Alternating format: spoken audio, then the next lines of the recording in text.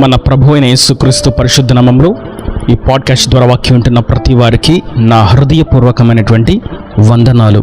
దేవుడి మిమ్మను దీవించునుగాక. ప్రకటన గ్రంథము 3వ అధ్యాయము 15-16 వచనాలు. నీ క్రియలను నేనెరుగుదును, నీవు చల్లగానైనను వెచ్చగానైనను లేవు. నీవు చల్లగానైనను వెచ్చగానైనను ఉండిన మేలు. నీవు వెచ్చగానైనను చల్లగానైనను ఉండక నులివెచ్చగా ఉన్నావు కనుక నేను నిన్ను నా నోటు నుండి ఉమ్మివేయనుద్దేశించుచున్నాను. చదివినటువంటి వాక్య భాగం చాలా కఠోరమైనటువంటి విషయాలను కలిగి ఉన్నటువంటి వచనం. ఈ అంత్య దినాల్లో మనం గమనిస్తున్నట్లయితే నులివెచ్చని స్థితిలో ఉన్నవారు అనేకులు మనకు తటస్థిస్తూ ఉంటారు. పరిశుద్ధాత్ముడు ఈ ప్రకటన గ్రంథంలో 7 సంఘాలను గురించి రాయించి ఉంచినప్పుడు ప్రపంచంలో ఉన్నటువంటి క్రైస్తవ సమూహం అంతా కూడా ఈ 7 సహవాసాలకు సాదృశ్యంగా ఉన్నటువంటి ఈ గుంపుల్లో ఏదో ఒక గుంపులో ఖచ్చితంగా కూర్చోబడతారు. అయితే ఈ లవోదికియా అనేటువంటి సంఘము నులివెచ్చని స్థితిలో ఉన్నటువంటి సంఘము. ఈ నులివెచ్చని స్థితిలో ఉన్న జనులు కేవలం లవోదికియాలోనే ఉన్నారా అంటే కానే కాదు. ప్రపంచవ్యాప్తంగా ఉన్నటువంటి క్రైస్తవ సమాజంలో ఈ లవోదికియా సంఘం యొక్క అనుభవం కలిగిన వారు అనేకులు ఉంటారు. వీరు వెచ్చగానైనను చల్లగానైనను ఉండక నులివెచ్చని స్థితిలో ఉంటారు. వీరిని లూక్వామ్ క్రిస్టియన్స్ అని అంటారు. వీరు నులివెచ్చని స్థితికి అలవాటు పడిపోయిన వారు. వీరు దేవుని గూర్చినటువంటి తీవ్రతను గుర్తించలేని వారు. ఒకవేళ వెచ్చగా ఉన్నట్లయితే దేవుని యందు తీవ్రమైనటువంటి భక్తి కలిగి ఉంటారు. ఒకవేళ చల్లగా ఉన్నట్లయితే దేవుని గురించి ఏమాత్రము ఆసక్తి లేని వారుగా నిలిచిపోతారు. ఆయనను గూర్చినటువంటి ఆలోచన లేని వారుగా మిగిలిపోతారు. కానీ ఈ నులివెచ్చని స్థితిలో ఉన్నటువంటి ఈ సమూహము క్రీస్తును ఎరిగినట్టు ఉంటారు, కానీ క్రీస్తును ఎరగము అని వారి క్రియల చేత బయలుపరుస్తూ ఉంటారు. అందుకే వాక్యం రీతిగా సెలవిస్తుంది, భక్తిలో ఉన్నామని చెప్పుకుంటూ భక్తిలో ఉన్నటువంటి శక్తిని ఆశ్రయించని తరము ఉన్నది. వారు భక్తి కలిగి ఉన్నామని అనుకుంటూ ఉంటారు, కానీ ఆ భక్తి వలన కలిగేటువంటి శక్తిని ఏమాత్రము పొందుకోలేని వారుగా ఉంటారు. ఎందుకంటే వీరు నులివెచ్చని స్థితిలో భక్తి చేస్తూ ఉన్నారు. నిజమైనటువంటి భక్తి చేయలేని స్థితిలో మిగిలిపోయారు. వీరిని ఎలాగ మనం గుర్తించాలి, వీరిలో ఉన్నటువంటి అనుభవాలు ఏ విధంగా ఉంటాయి అని చూసినట్లయితే వీరు ప్రార్థనను యాంత్రికంగా చేస్తారు. ప్రార్థనను అలవాటుగా ఆచారంగా చేస్తూ సాగిపోతూ ఉంటారు. వాక్య ధ్యానానికి వీరికి సమయం ఉండదు. చిన్న పదాలను క్యాలెండర్లో చూచి ఈ పూటకు వాక్యం చదివేశాను అనేటువంటి ఆత్మీయ అంధత్వంలో నిలిచిపోతూ అలాగే జీవన మనుగడను క్రైస్తవ జీవితమును కొనసాగిస్తూ ఉంటారు.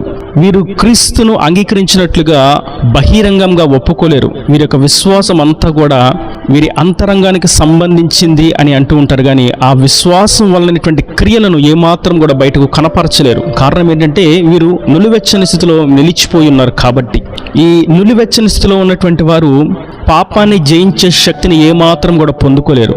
ఆ పాపాన్ని అనుభవిస్తూ ఆ పాపాన్ని సహిస్తూ అక్కడే నిలిచిపోయి అక్కడే మగ్గిపోతూ ఉంటారు.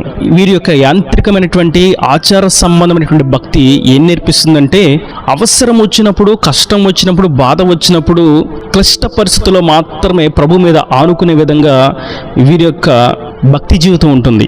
నేటి వాక్యం వింటున్నటువంటి నా ప్రియ సహోదరులారా, ఈ నులివెచ్చని స్థితి చాలామంది గమనించలేనటువంటి మార్గంలో అపవాది నడిపిస్తూ ఉంటాడు. ప్రార్థన చేస్తూనే ఉన్నాము, మందిరానికి వెళ్తూనే ఉన్నాము, వాక్యాన్ని చదువుతూనే ఉన్నాము, విశ్వాసం కలిగే ఉన్నాము, ఆయన 2వ రాకడ ఉందని తెలుసుకుని ఉన్నాము అని అన్నట్లుగానే క్రీస్తుకు ఇవ్వవలసినటువంటి ప్రాధాన్యతను, క్రీస్తుకు వేయవలసినటువంటి ఆ పెద్దపీటను, క్రీస్తుకు రావాల్సినటువంటి మహిమను, క్రీస్తుకు చెందించవలసినటువంటి ఆ స్తుతిని ప్రభు చెంతకు చేరనివ్వకుండా, ప్రభువుకు అందనివ్వకుండా వీడు దొంగిలిస్తూ భ్రమపరుస్తూ మార్గాన్ని తప్పిస్తూ ఉంటాడు. ఇది నులివెచ్చని క్రైస్తవ జీవితం. మనం ప్రార్థించే సమయంలో ఆయన సన్నిధిని అనుభవించినట్లుగా ఇది నా ప్రభు ఆలకిస్తున్నాడు అనేటువంటి ధ్యాసతో చేసేటువంటి ప్రార్థన తీవ్రత కలిగినటువంటి భక్తి జీవితం.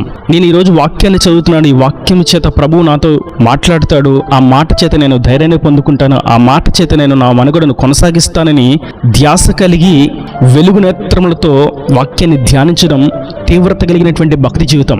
నేను నా ప్రభువు యందు విశ్వాసం ఉంచి ఉన్నాను, ఆయన చిత్తమే నా పట్ల నెరవేర్చబడుతుంది. ఒకవేళ ఓటమి అయినా, కష్టమైన, అపజయమే అయినా, ఒకవేళ సంతోషమే అయినా ఏదైనా సరే ఆయన నామానికి మహిమ అనేటువంటి అనుభవాల్లో నిలిచి ఉన్నవారు తీవ్రత కలిగినటువంటి భక్తి జీవితం కలిగిన వారు. కానీ ఈ నులివెచ్చని స్థితిలో ఉన్నవారు కష్టకాలంలో ప్రభువును వేడుకుంటారు, ఆనందం వచ్చినప్పుడు ప్రభువును మర్చిపోతారు, విజయం వచ్చినప్పుడు ప్రభువుకు దూరం అయిపోతారు.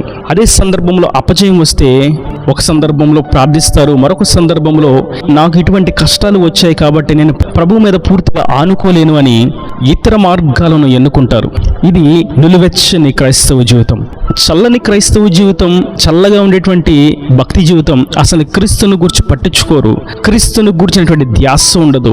వాక్యం చదవాలి, ప్రార్థించాలి, మందిరానికి వెళ్ళాలి, విశ్వాసం కలిగి ఉండాలి, ఆయనకి నచ్చినట్లుగా జీవించాలనేటువంటి ఆ పదాల యొక్క భావాలు కూడా గ్రహింపలేనటువంటి స్థితిలో మిగిలిపోతారు. వీరు చల్లని భక్తిలో ఉన్నవారు, దేవునికి దూరంగా నిలిచిపోయి ఉన్నవారు.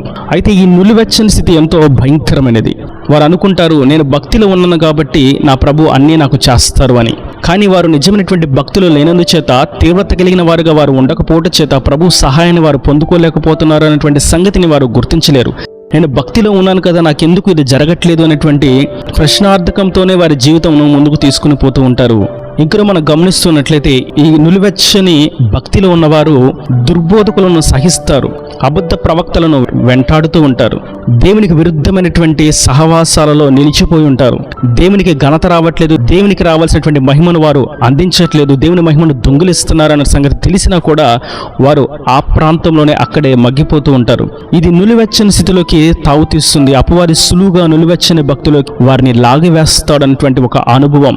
వీరు ఆ స్థితిలో ఉన్నప్పటికీ ఇది దేవుడు లేనటువంటి సహవాసం, ఇది దేవుడు లేనటువంటి, దేవుడు కోరుకున్నటువంటి మందిరము, దేవుని చిత్తము లేనటువంటి మార్గమని గుర్తించలేని వారుగా మిగిలిపోతూ ఉంటారు. అయితే నేటి వాక్యం చేత ప్రభు మనతో మాట్లాడుతున్నటువంటి మాట, మనము నులివెచ్చని స్థితిలో ఉండకూడదు, మనము తీవ్రత కలిగినటువంటి భక్తిలో ఉండాలి. మన ప్రార్థన మనకు సంతోషాన్ని ఇవ్వాలి, మన వాక్య ధ్యానం మనకు ధైర్యాన్ని పుట్టించాలి, మనము కలిగినటువంటి విశ్వాసం నిరీక్షణలో ప్రోత్సాహపరచాలి. మనము ఆయన యందు కలిగినటువంటి ఈ భక్తి శక్తిని కలిగినదిగా, అపవాదిని, లోకాన్ని, శరీరాన్ని జయించేదిగా, ఆత్మ శక్తి చేత మనం ముందుకు సాగిపోయేదిగా ఉండాలి. ఇది తీవ్రత కలిగినటువంటి భక్తి జీవితం. నేటి వాక్యం వింటున్నటువంటి నా ప్రియ సహోదరులారా, యేసు కొరకు మనం ప్రజ్వలింప చేయబడాలి అని, అగ్నిలో నుండి తీసినటువంటి కొరువుల వలె మనం ఉండాలని, ఆయన దహించు అగ్నిగా ఉన్నాడని, నిత్యము దహించు అగ్నితో మనం సహవాసము చేయాలి అని, మండుచు ప్రకాశించు జ్యోతుల వలె మనం ఉండాలని, లోకములో చీకటి అలుముకుంటూ ఉంటే మనము జ్యోతుల వలె తేజస్సుతో మనం ప్రకాశించాలని ప్రభు కోరుకుంటూ ఉన్నారు. అందుకోసమే ఆయన నిజమైన వెలుగుగా ఈ లోకానికి దిగి వచ్చారు, మనల్ని వెలిగింపచేసి మండింపచేసి ఆయన సాక్షిగా ప్రజ్వలింప చేయడానికి. అయితే మనము నులివెచ్చని స్థితిలో మిగిలిపోయి అపవాది యొక్క ఊరులకు, అపవాది యొక్క తంత్రాలకు మనము గురై ఆ లుక్వామ్ అనేటువంటి స్థితిలో, నులివెచ్చని మార్గంలో మనం నిలిచిపోవడం అనేది దేవునికి దుఃఖాన్ని పుట్టించేటువంటి అంశం.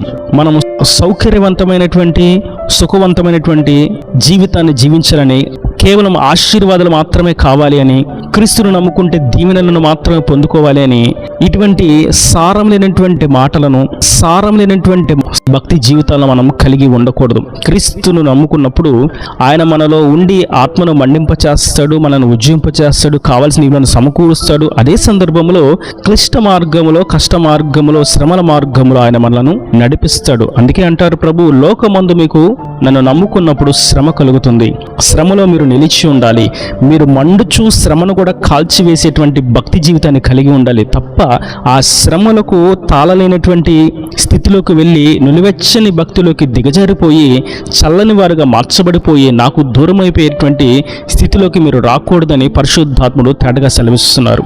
ఈ నులివెచ్చని జీవితం ఐచ్ఛికమైనదిగా ఉంటుంది ప్రభువునందు. అనగా ప్రభువును గూర్చినటువంటి చేస్తే చేయొచ్చు, లేకపోతే పర్వాలేదు, బైబిల్ను చదవచ్చు, లేదా కుదరలేదు కాబట్టి చదవకపోయినా పర్వాలేదు, ప్రార్థించవచ్చు, శరీరం బలహీనంగా ఉంది కాబట్టి ప్రార్థన చేయకపోయినా ప్రభు అర్థం చేసుకుంటాడు అనేటువంటి ఈ నులివెచ్చని స్థితులను మనము గుర్తించిన వారంగా క్రీస్తు కొరకు రోషం కలిగినటువంటి భక్తి జీవితాన్ని జీవించాలని ఈ వాక్యం చేత ప్రభు మనకు సెలవిస్తుండగా మనం అట్టి విధంగా ఆయన గద్దింపుకు లోబడతాం. అందుకే ప్రకటన గ్రంథంలో మనం చూస్తాం, ఇదే అధ్యాయం 19వ వచనంలో, నేను ప్రేమించి వారందరినీ గద్దించి శిక్షించుచున్నాను అని. కాబట్టి ఆయన మనల్ని ప్రేమిస్తున్నాడు కాబట్టి అయితే కొన్ని సందర్భాలలో ప్రేమతో గద్దిస్తూ ఉంటాడు. ఆ గద్దింపుకు మనం లోబడి మనల్ని మనం సరిచేసుకొని ఆయన రాకడ కొరకు సిద్ధపడాలని విడువబడిన గుంపులో కాక ఎత్తబడేటువంటి గుంపులో ఆయనను ఎదుర్కొని సంపూర్ణ భక్తి కలిగిన పరిశుద్ధత కలిగినటువంటి సమూహంలోకి మనం చేరాలని ప్రభు కోరుకుంటూ ఉండగా అట్టి విధంగా మనం ముందుకు సాగిపోదాం. తీవ్రత కలిగిన